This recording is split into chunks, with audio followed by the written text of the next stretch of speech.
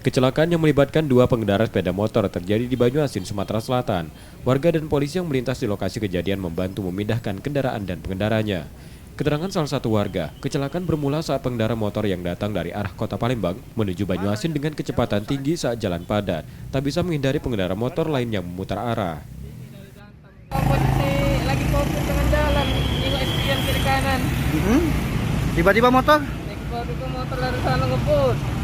hantam, Jalur kanan kan, posisi jalan padat kayak gini. langsung hantam mobil. Nah, tidak, kalau ada motor nyebrang ngantem. Oh, Kita yang kena imbas. oh kita yang kena imbas. Jadi rusak di mana mobil? Lecet dikit biar ada bapor. Mereka ini kurang hati-hati di jalan. Pertama karena jalan rapot, jalan terlalu padat.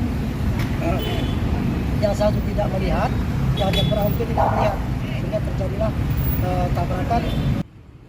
Tidak ada korban jiwa dalam peristiwa tersebut, namun salah satu motor mengalami rusak berat. Yudi Kiswanto, Kompas TV, Palembang, Sumatera Selatan.